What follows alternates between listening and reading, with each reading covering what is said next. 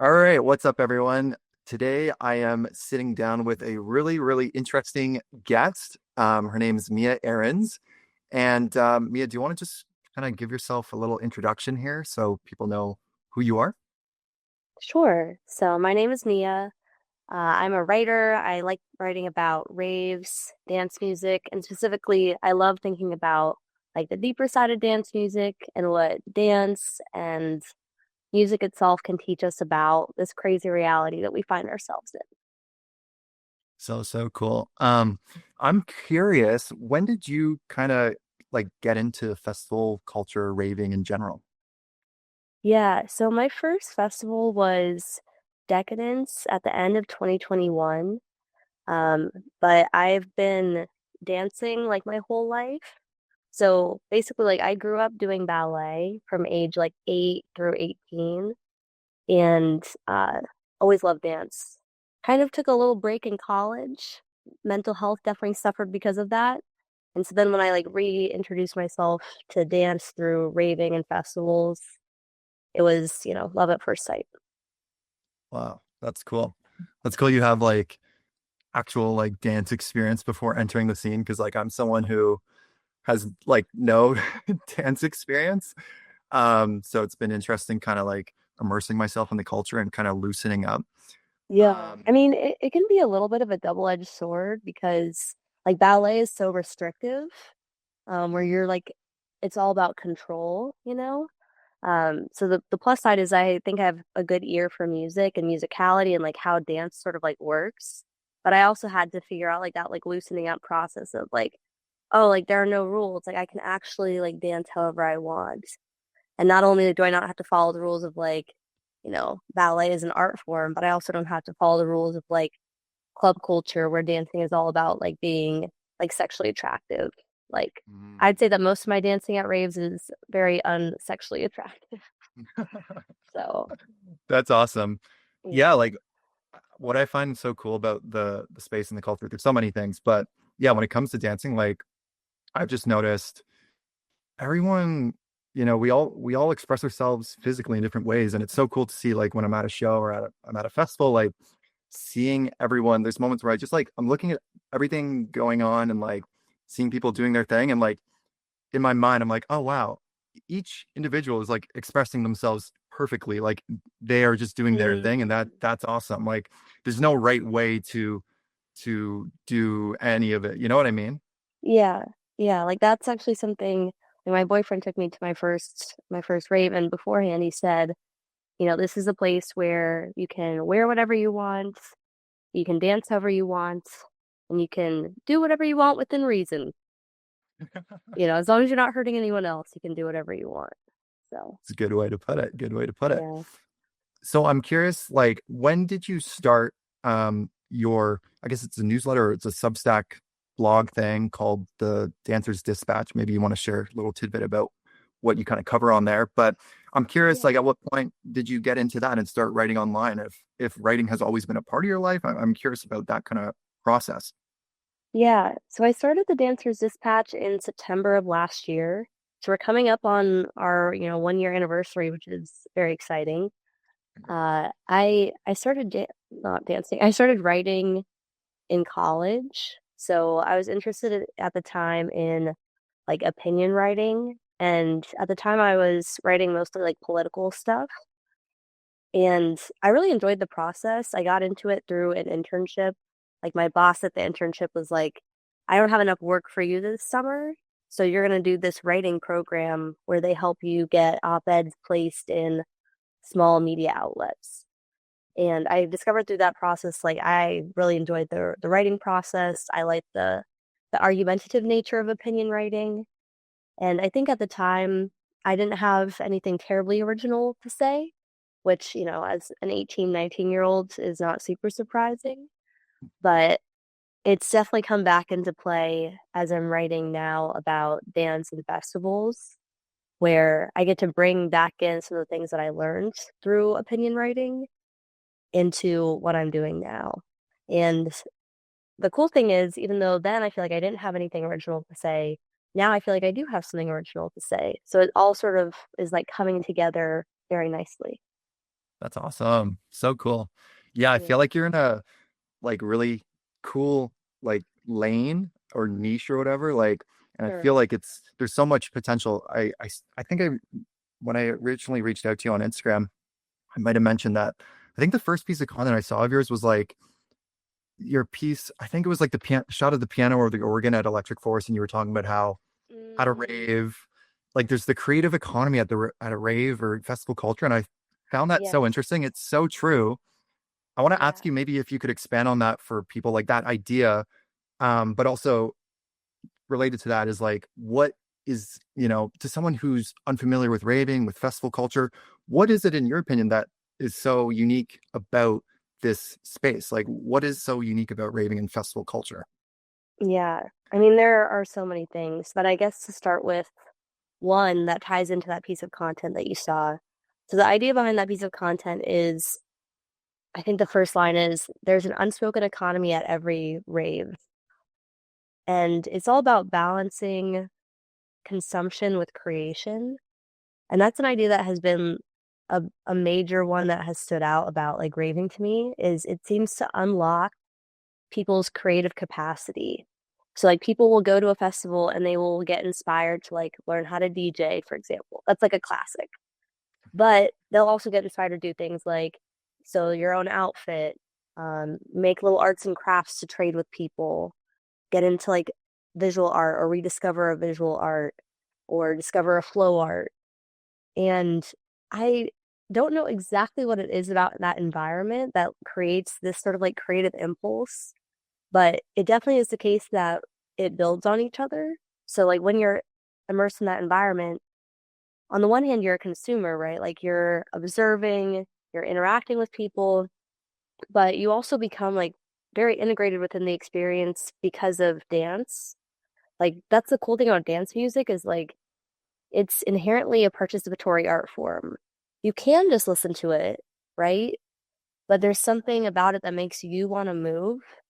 And I think it's that movement that creates this like creative impulse.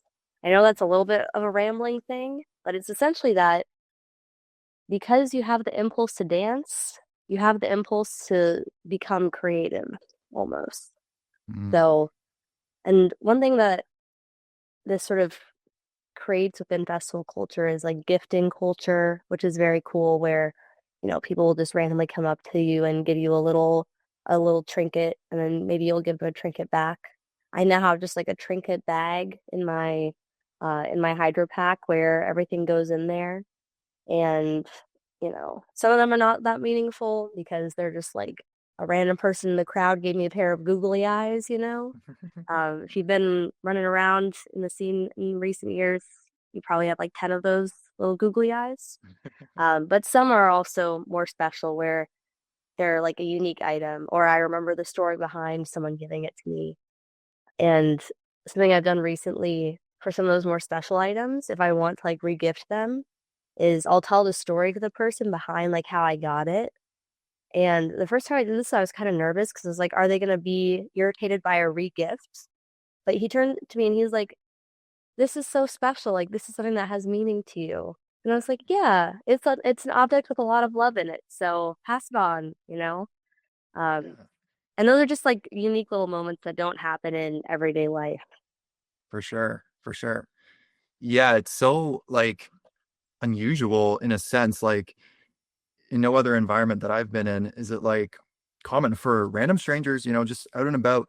I mean, there's such good vibes and stuff, but like, Yeah, yeah, like people coming out of their way to like compliment you, even like not even just giving you true. something tangible, but like physical. I mean, but like, yeah, like just a compliment. Like, I Yeah, just think about that even alone is like so amazing. Like, it's really cool. People just let things flow and it really just creates, yeah, like you were saying earlier, like a really creative environment that like kind of uplifts everyone, and it's like a cycle, like a positive feedback loop or whatever. exactly. It's like you go in there and you see people doing all this creative stuff and it makes you want to do it. And then the next new person who comes in sees you now doing something. So, virtuous cycle. Yeah, for sure. um yeah, even on you were touching on movement there, like I was at electric were you at electric, you were at Electric Forest this year too, right? Yes, yeah. Cool. I want to ask you about that. I was just going to say when I was at Forest this year, I don't know. I think it was like the first night, but like, yeah, being immersed in that environment, it's like it's kind of refreshing. I'm sure you relate to like just getting all these ideas, and there's so many Yeah, sources of inspiration. Like I'm pulling out my phone, I'm just sitting down and I'm writing notes and stuff, and like yeah, bouncing some ideas back and forth with a friend of mine. And one thing, this is so random, but I was just like tapping on the table, kind of ADHD kid stuff. But growing up, I thought back to like in school, being fidgety or like tapping on your table is kind of not deemed like good, like to allowed. do, like, Yeah, right? Like you're distracted or something or whatever. But in that environment, like you can, you don't even have to be at the front, like you don't have to be at the rails, like headbang or whatever, or moving. You could just be yeah, like, yeah, eating your sandwich and like still grooving, just like tapping on the table, and like you're still a part of what's happening. And that's a thought exactly. that came to mind, like just yeah, like you can, there's so many ways to just experience it, the culture, and like be a part of what's going on. Um, Yeah, and yeah, like that's just like a thought I had, like how it's so accepting of whatever you're all about, whoever you are, you can partake, you know? yeah. And it's interesting that you mentioned ADHD. Like, do you feel like is that something that you feel like is part of your personality? Yeah, like I mean, I wondered for a while, and then a couple of years ago I got some tests done and I was Yeah, deemed ADHD. I don't know. It's like a whole rabbit hole. I don't know what to sure. even think of that label anymore. I don't know what to think about Yeah, that, but I was deemed that by like a psychiatrist or something. So, sure. It's but something that like gets thrown around a lot, like where I see that a lot online where people say that the music helps them with their ADHD. And like I'm super intrigued. I don't really know anything about what how that works or what it feels like, but it could have something to do with the stimulation and having something to like focus on. And like you're saying, like you can sort of become part of it. Like tapping on the table is not only allowed but encouraged because you're contributing to the environment still. So yeah, exactly. No, yeah, I think like yeah, just for me, I don't know if it's just if it's that part of me, like that aspect, maybe attention, whatever, or just like yeah, like I'm into music. I've grown up playing instruments and stuff, so like I'm always there's always melodies or songs in my head and stuff, and I'm always throughout my day like yeah. tapping, humming, or something. So in that environment, like yeah, you hear there's someone actually playing a set at the stage, and then you walk 2 feet, and then there's like a totally different song playing at like some vendor or something. Like there's so much Yeah. stimulation. It's easy and Yeah. fun to like hear everything and like the novel sounds and stuff. So yeah, there's probably something to it. I'd be curious to look into that more actually. Um, I want to ask you as well, like what I'm curious, like what festivals you've been to, or I think you were at Deep Tropics, right? Which I don't know too much about, but I'd be curious to hear your take on like even just the difference between something like Deep Tropics versus Electric Forest. Yeah, that's a great question. So I definitely been to a lot of like insomniac festivals. So Forest, which is like kind of insomniac, but also like Project Glows in DC, and I've been DC based for a while. But I've also been to a variety of like non-insomniac. So I'm from originally Phoenix, where Relentless Beats does festivals. So I've gone to Decadence, which is their New Year's Eve, Gold Rush, which is their sort of fall, and Phoenix Lights in the spring. For camping festivals, I've done Lost Lands, and then I recently came back from Elements for the first time. Loved Elements. And other city festivals, North Coast and Deep Tropics. So I've had like a variety. Um, it's definitely become an obsession over the past few years, and my day job is in consulting, so I've had the financial means to sort of go all in on that, which has been great. Um, Deep Tropics, I'll talk about a little bit because I love that festival. It's in the city, so it's not like a camping festival, but it's I think the closest to a camping festival experience that you can get and still stay in a hotel. So I know a lot of people are like afraid of camping. This is a great festival to try to like sort of see the other side, but it's held in this big park, so you can take off your shoes because it's all grass. It's interesting that that might be the first thing that I mentioned, but that is so big for me as like someone who loves dance. I love being able to take off my shoes, dance in the grass. Makes me feel so connected to the earth. Mm. Um, we were like laying in the grass during lane 8, and you could just feel the earth vibrating to the bass. Lane eight, And lane eight, uh, lane it was eight. fantastic. Lane 8's so wonderful too. That's sick. That's sick. Um, but you know, like they have yoga, they have like a whole sort of wellness space and this, like wellness spiritual programming like yoga, meditation, and they have like speakers and panels too inside. They call it the speakeasy, which is like a little air conditioned tent. So they're really like committing to making it more than just about the music, which I love. Like make it an immersive experience, give people opportunity to go deeper into what all this means if they want to. So That's so cool. yeah.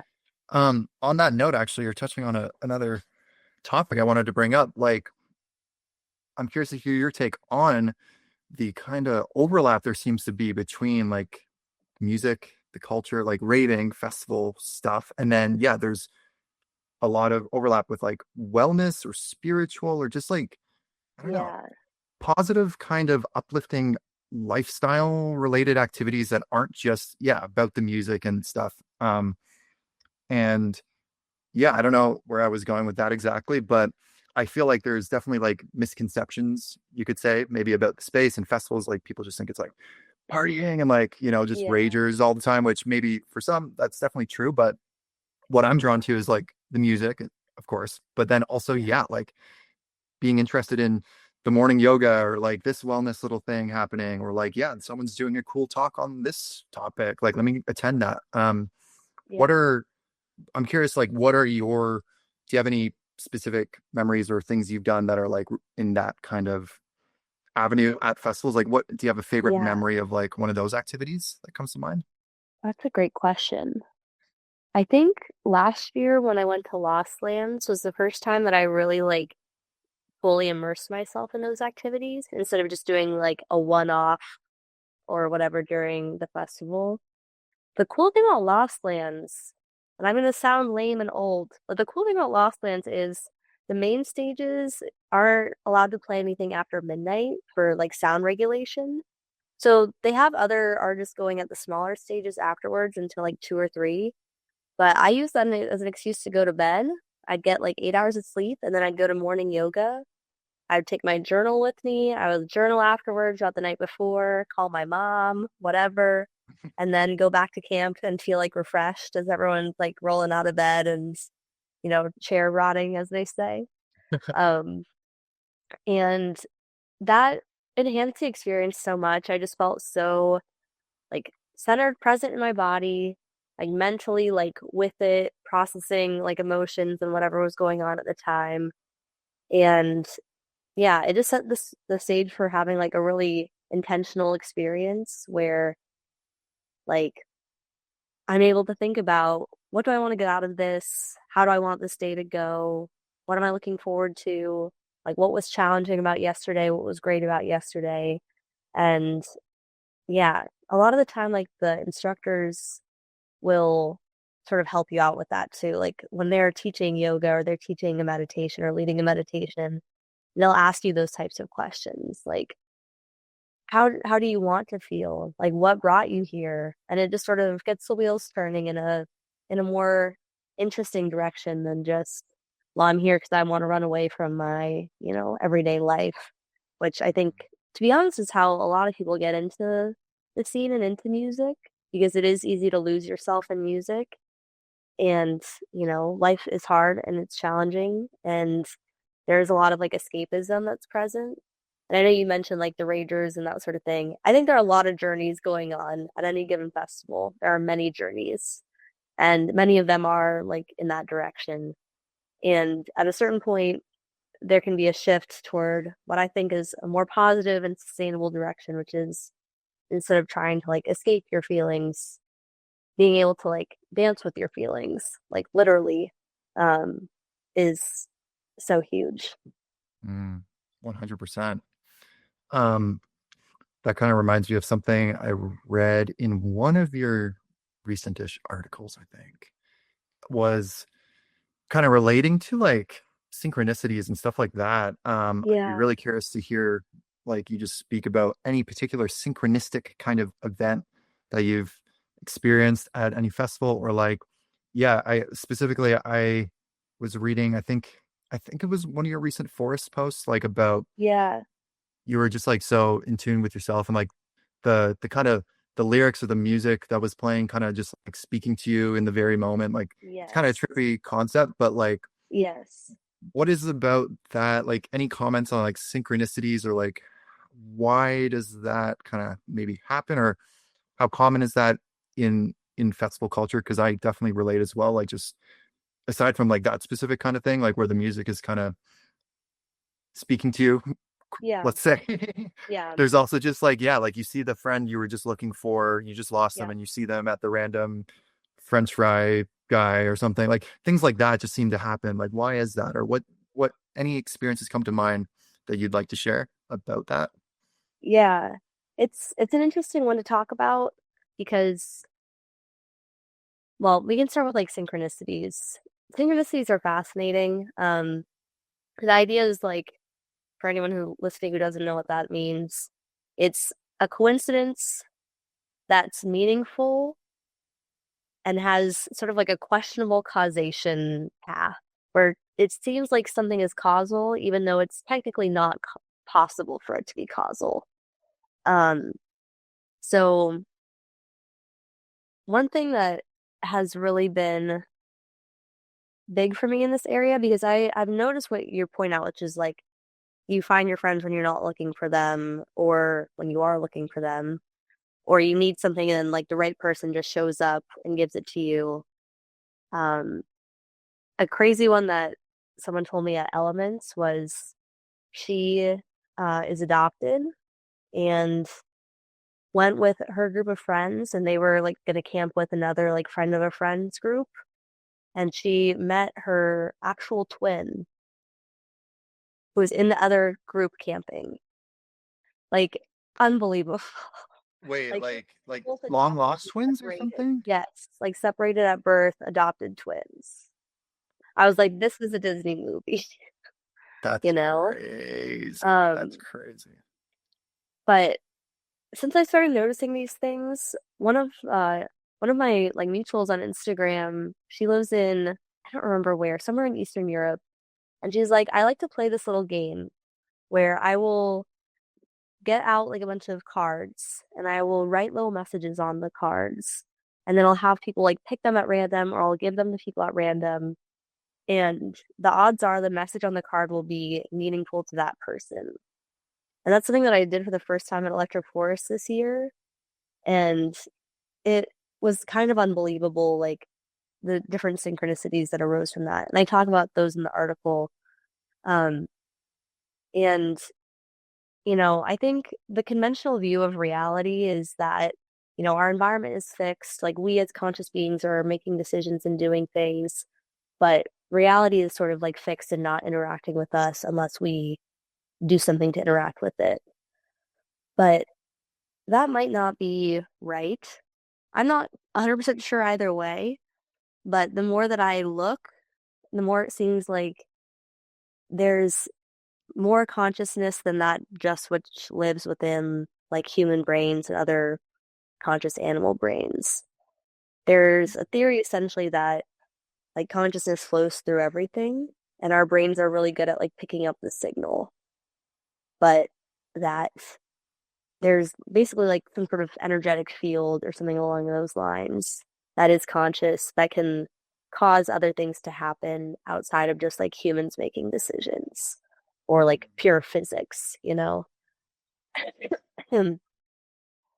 But basically, like when you start to play with this theory in life, um, you'll start to notice more things happening. And part of that is just like the way that the brain works, where when you're looking for something, you're going to find it. It's called like your reticular activation system, where if you are thinking about the word peace, like you set an intention, like I want to have like a peaceful day, you're going to see the word peace everywhere because you're noticing it. It's always been there, but now you're noticing it. So there's sort of a question of like when you start playing with consciousness and it starts responding, Is it just you're looking for something so you're going to find it? Is it it's always been there and now you're just seeing it? Or are they just coincidences that now are meaningful to you? So that's a very long way of saying, festivals are a cool place to explore what might actually be going on in our reality.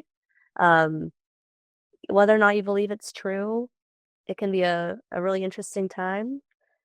Um, it's kind of hard to talk about because some of the experiences that I've had, especially with like feeling like the music is like responding to thoughts or movements, um, fit within like different mental illness profiles, and that starts to get like a little frightening. But that's also because like the way that we stigmatize mental illness, the way that we stigmatize experiences that we can't explain. Um,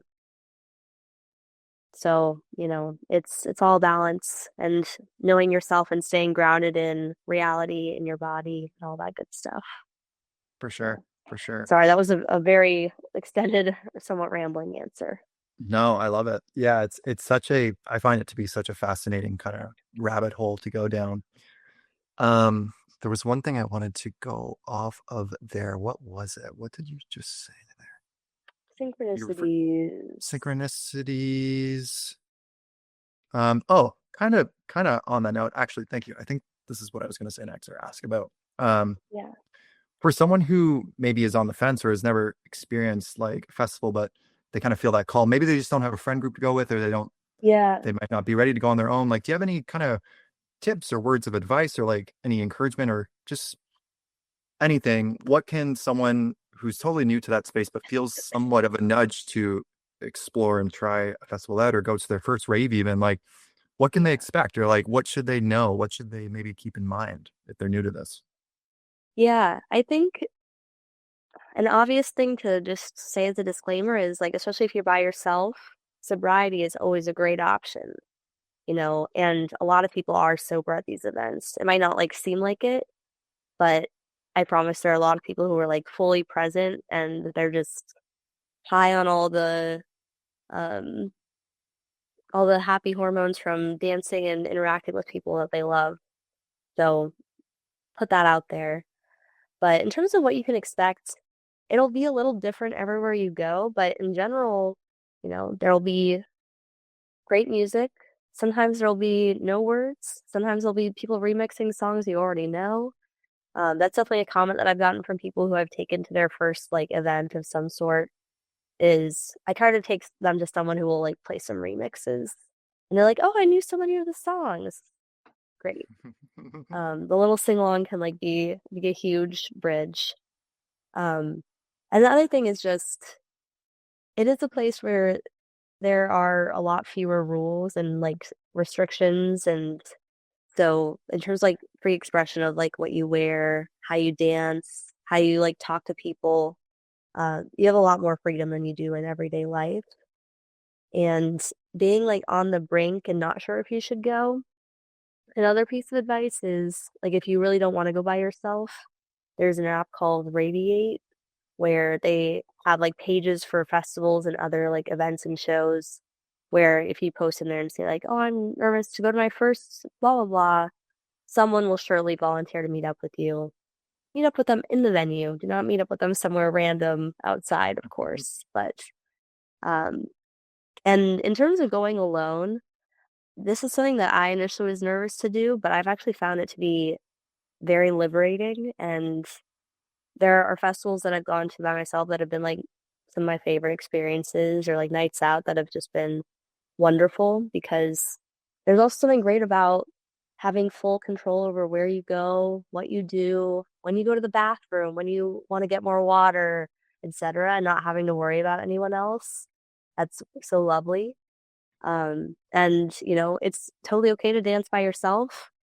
Odds are no one's looking at you. And if you don't want to dance by yourself, just like scan the room and look for people who are dancing really crazy and just go dance really crazy with them. And you guys will be friends by the end of the night. So Heck yeah.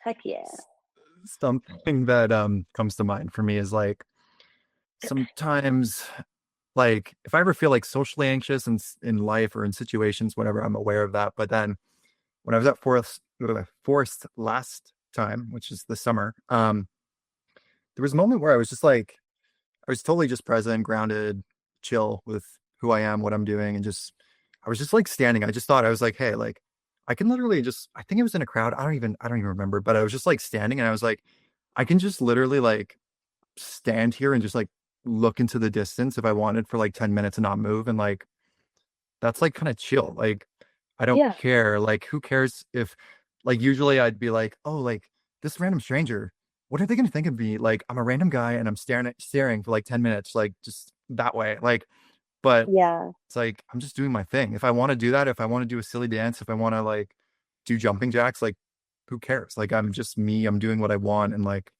not harming anyone. I'm just yeah, being me. Like that's yeah, something I've noticed. Like the space is like very yeah, I find myself kind of getting out of my head and just more in my body and present and not worrying so much about how I'm being perceived. So yeah, I feel like that could be something that's really refreshing for anyone who like, yeah, is like maybe they're nervous to yeah, meet new people or like be in these kind of social environments with strangers and stuff. But I can also reassure you that like, I mean, speaking for the festivals I've been to, like Forest or like Shambhala last year I went to, mm, just yeah, very like there's like very little like social anxiety, I would say, at least from my experience. It's yeah, very just chill and welcoming in that regard, I would say. yeah. No, I totally agree. And I definitely think that like people who do struggle with social anxiety, it helps them to go to festivals. Mhm. Like just that experience of being accepted by random strangers for whatever random thing you're doing or saying or wearing, I think is very helpful. Um, at least for me, like again, when I think about the first time that I went to a festival by myself, I was so nervous. And whenever I go by myself is when I collect the most like little gifts and compliments and because like if anyone does notice you by yourself, they're not gonna think that you're like strange or weird or whatever. They're just gonna think like that's so cool. Like you're a badass for showing up and being yourself all by yourself. So, For sure, for sure. yeah. One thing I really like too about the festivals I've been to and like in the EDM kind of rave festival world is like especially at Forest, but I think I noticed this at Shambhala as well. I've just been to Forest more now, but there's so much like space. Like there's a lot of people obviously, but like I Yeah. find it so cool how at these at Forest or I'm sure other festivals as well, it's so common to just give people so much space. You can lie down at the front, you could sit down there, like, and everyone's so like aware and tiptoeing around. Like there's like I've never really like bumped into someone even like people are so like there's almost like just like a flow to how people navigate the festival grounds and like everyone's Yeah. just so aware. Whereas I go to something, you know, just maybe I'm in Toronto or I'm not in Toronto. I'm an hour from Toronto like every other person in Ontario, but Yeah. um something like Veld, it's just like a totally different vibe, I would say. Like just I don't know. So maybe there's a difference between Forest and certain festivals and other festivals, but yeah, like I don't know. I really appreciate when I'm at a festival that's like so whatever the good vibes are just rolling and people are so attentive and aware of their physicality and how they're kind of occupying space that they're not intruding on others Yeah. or stepping on anyone. Like it's so unique in that regard as well, I would say. Yeah.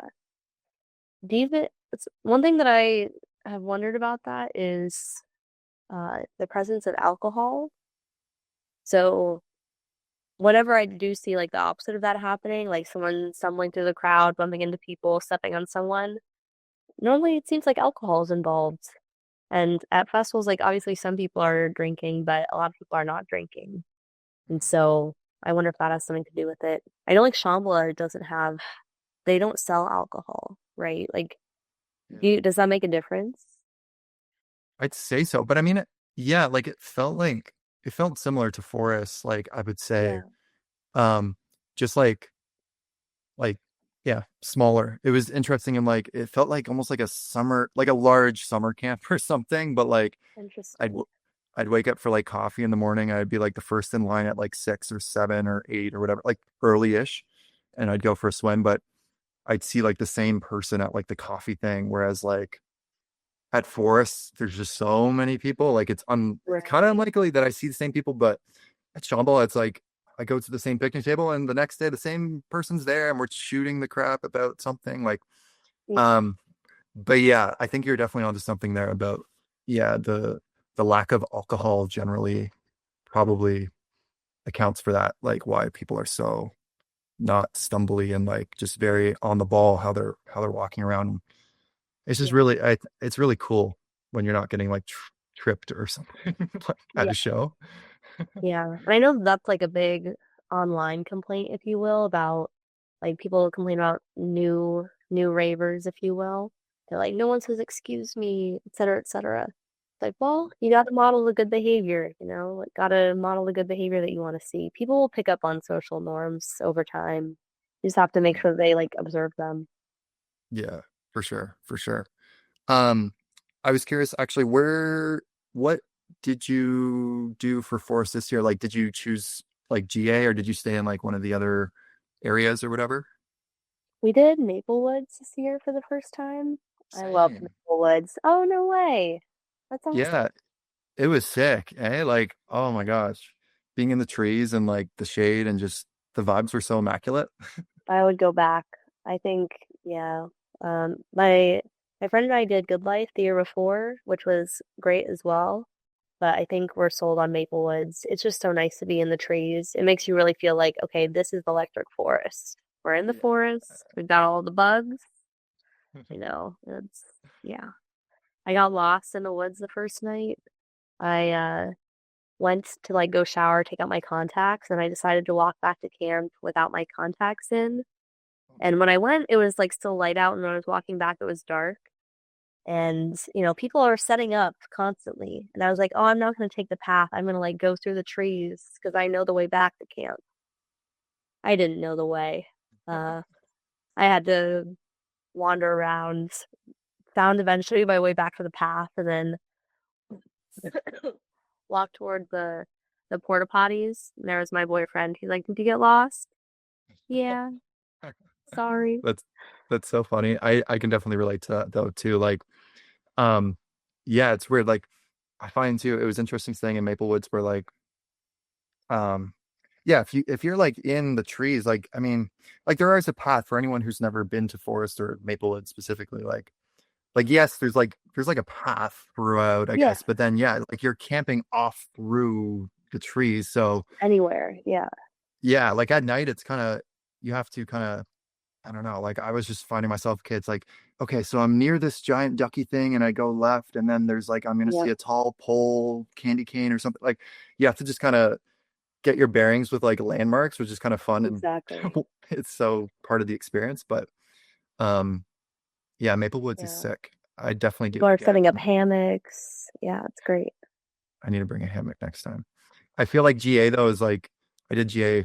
I've done GA twice, just general. And Yeah, like it's a fun experience. Like I feel like like it's all still fun, but yeah, something about Maple Woods is special for sure. yeah. When was your first forest? 2022, I believe. And that I read that's yours Okay. as well, right? Yeah, yeah, that's fine as well. Cool. Wow. Yeah. Oh, I was gonna ask you too. What I know you mentioned Lane 8 earlier, which is actually one of my favorite artists, but I'd be curious Okay. to hear your favorite artists or yeah, just generally. Subtronics is probably number one. No, probably. He's number one, has been for a while. I write about him probably more than I write about any other artist. He really wiggles his way into a lot of my stories. Um, I I think like some of the sounds that he makes are like the biggest sounds that I've ever heard. Um, like Oblivion off the new album. There's just a early moment where the first time I like heard that sound, blown away. I was like, there's no way that this is even possible. Like hearing his music live is such an experience. It's just so visceral, the way that he's like using the bass. And yeah, I like the fact that he's so interested in like, oh, what's the word I'm looking for? like quantum physics and astrophysics and like all that sort of like plays into some of the music that he makes. Mm. So, um, yeah, so he's probably number one. This is off the beaten path, but my number two is then John Summit. I used to be a Okay. big John Summit hater. I thought he was just like a frat boy, and I was sick of it. And I saw one of his sets in, I think it was like mid 2022, and it was just like not a great crowd, just like the frat boy crowd. And I was like, never again, you know? And then my boyfriend wanted to see him at Decadence later that year, and I kind of resisted, but then I like let it happen. And I was like completely floored by that set. I thought it was amazing. And ever since I've been converted to Summit Lover, unfortunately. Uh, cool. So I feel like I did he I think he might have played did he play Feld here a couple weeks back. I'm trying to remember, but I could have sworn I saw online something because I was aware of like um just the apparently he's kind of cultivated an interesting audience or something, getting frat bros interested into house and stuff or like EDM, yeah, right? yeah, Um I saw though, like I was aware of that, but then I saw like I think it was when he was at Feld, unless I'm making that up, that the vibe that his show here was like really good. Like everyone was vibing and good. like frat bros were like just becoming one with the typical rave kind of culture I and love going it. on, which is kind of cool. Like, yeah, Yeah, I'm kind of intrigued by that, like the intersections and like I think about how can something I think about is like, yeah, I want more people to experience the magic that I feel is yeah, there at these events and stuff. So it's really interesting to see like different artists kind of maybe attract different kind of people or like what resonates with certain groups of people. Like I don't know, it's just something I think about. But yeah, he's cool. I gotta check out more of Subtronics though. I think I've you definitely heard at should. least a few songs, but I wrote down that Yeah, thing.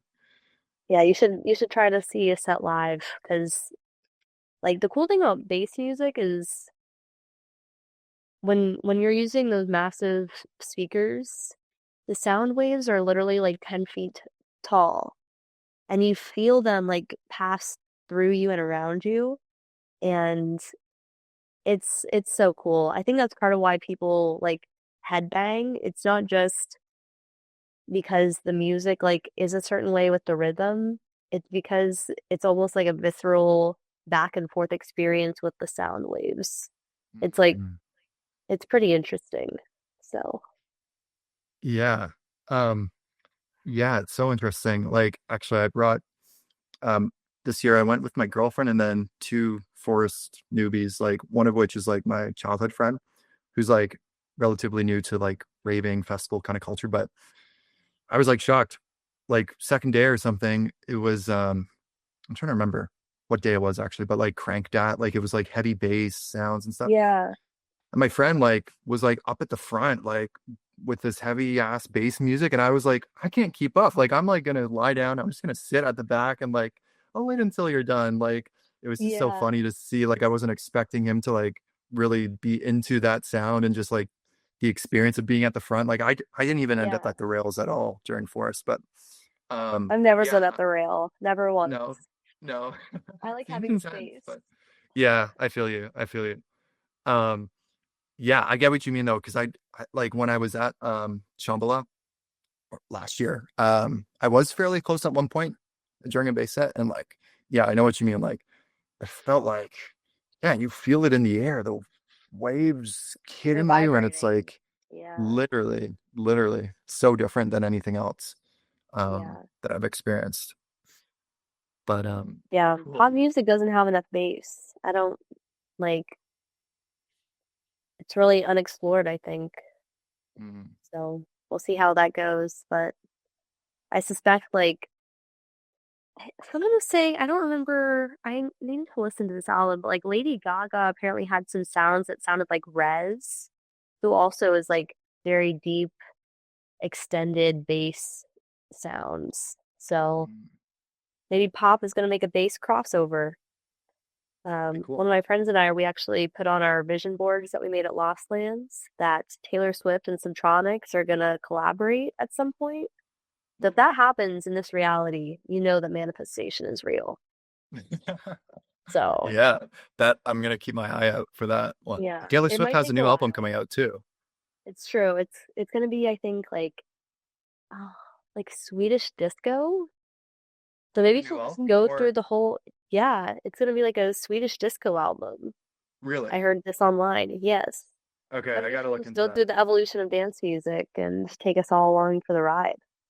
If That'd be she's big. doing a dance album like Swedish disco, I'll cry. Like I'm not even a T Swifty or whatever you call it. Like I don't even Yeah, yeah, know.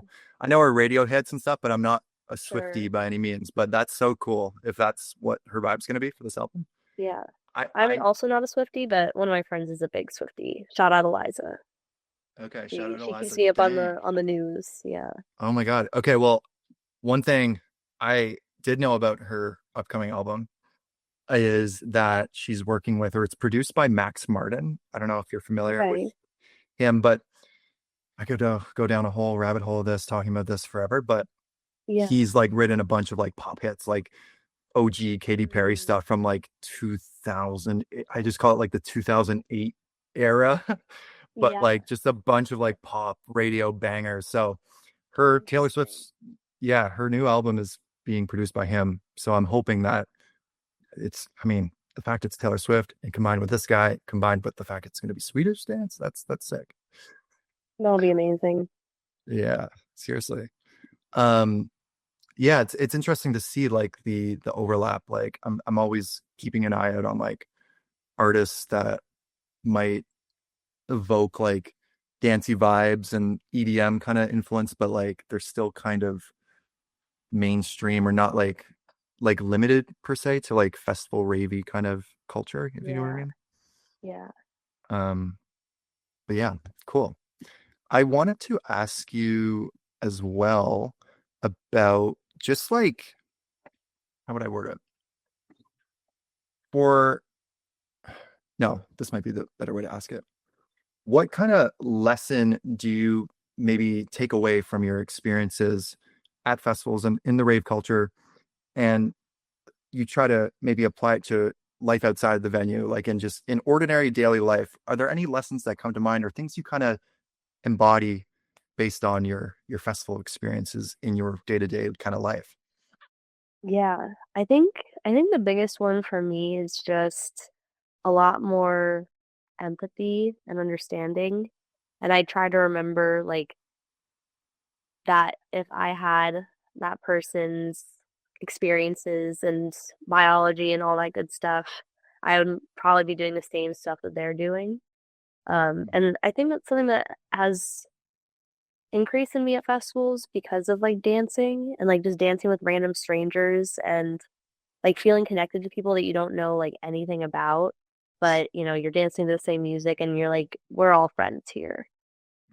It just creates this sort of energy of like every stranger that you meet, you don't know like their story, but you don't have to know to like give them love, think that they're wonderful and that they're doing their best and all of that. And I have like some theories on like how dance could be the thing that is like increasing empathy.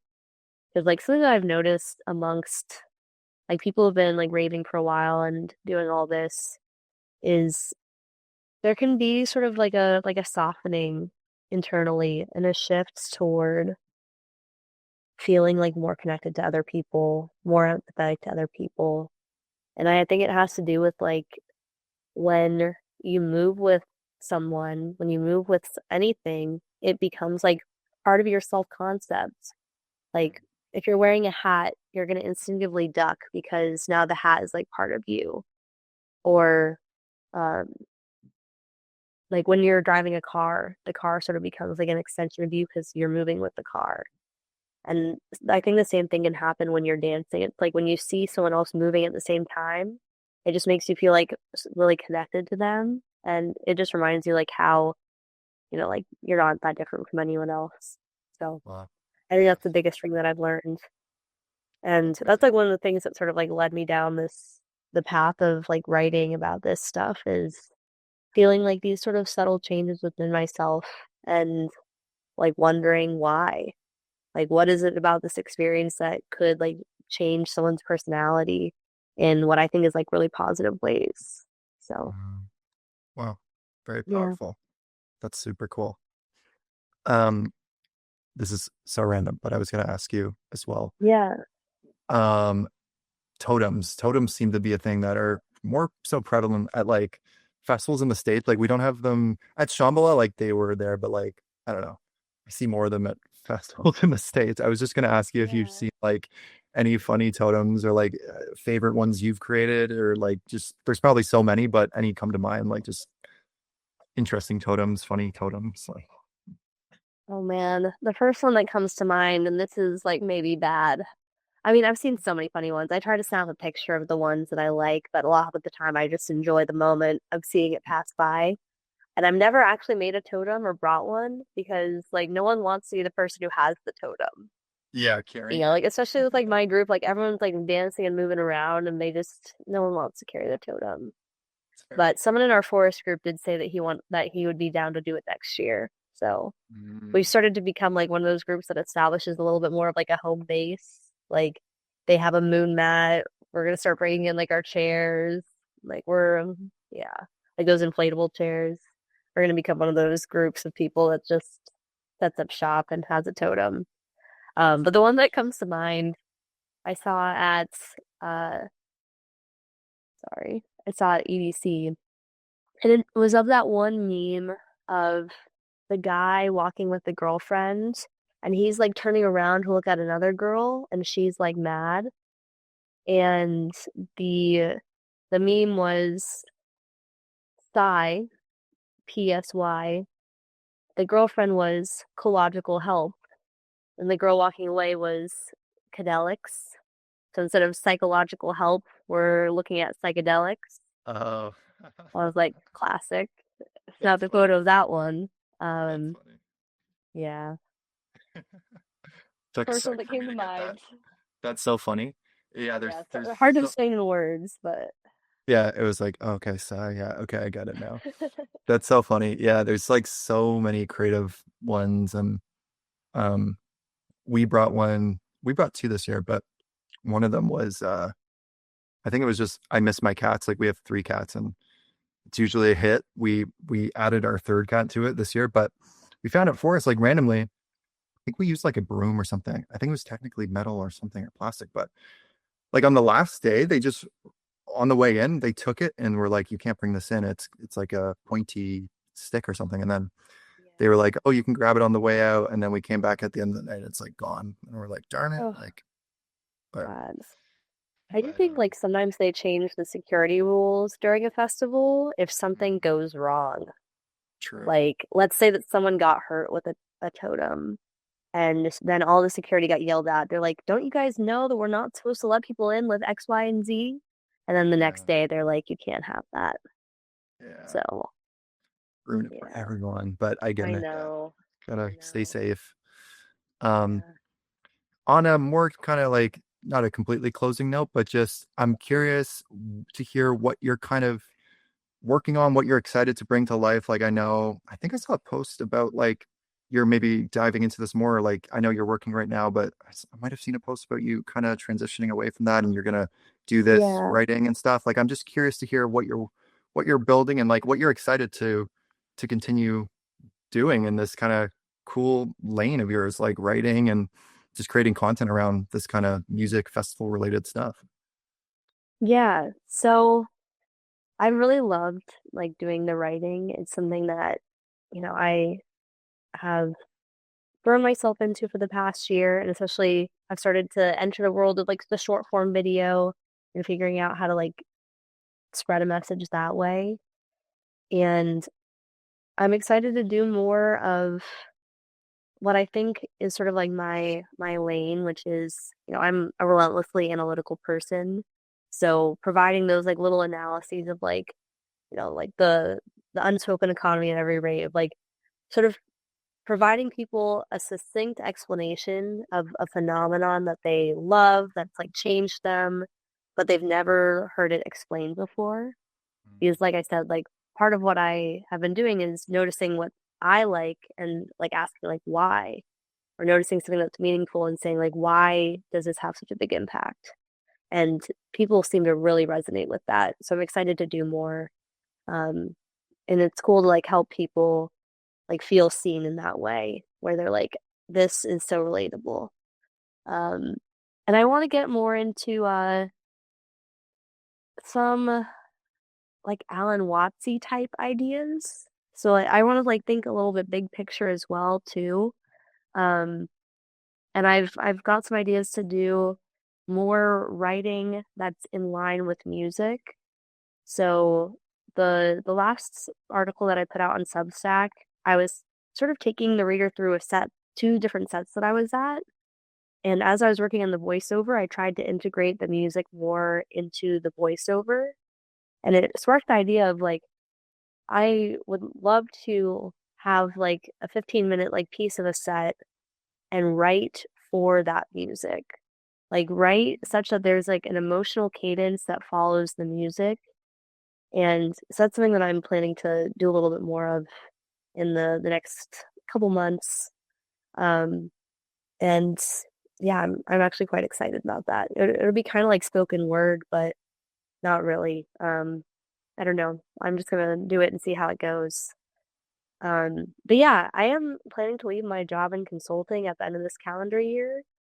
I don't have a super definitive plan of how I will like make money after that, but I have a couple ideas. And once I, sort of committed at my work to doing this, I went to Elements, I went to Deep Tropics, and at both of those festivals, got a lot more specific inspiration on like how I could actually make all this work. And so I don't want to say too much now because it's still somewhat amorphous and I need to figure out the details. But it is definitely like an act of trust where like I'm trusting the process and that like this is what I'm supposed to do. This is the work that I'm meant to do, and I will figure things out as I go. Um, so yeah. That's amazing. I'm super stoked to follow your journey and that idea you just brought up about like writing to like the actual set itself and like having that Yeah. like that's so unique and so cool. I Yeah. can't wait to see that. I think Laney would be like a great candidate because he'll have like extended periods of no words. And so I'm gonna poke around, see what I can find, see what Cool. inspires me. Yeah. Awesome. I love that. That's so cool. Um, yeah, like, do you want to? I'll include all your links and stuff in the whatever description, but do you want to just name drop your? I mean, we know the Dancer's Dispatch on The answer is Substack. Saskatchewan Sunstack. Yep. Okay. And then everywhere else, I'm Mia underscore on underscore music. Mia on music on Instagram, TikTok. I have a YouTube that I've started posting to, even though, maybe I'll start doing longer form stuff, especially if I'm writing to longer pieces. Yeah. And Reddit, follow me on Reddit. I normally get bullied on Reddit, so it'd be nice to not get bullied as much. Everyone gets bullied on Reddit, I think. True. It Not is like a personally. good proving ground. It'll thicken your skin a little bit. Yeah, for sure, for sure.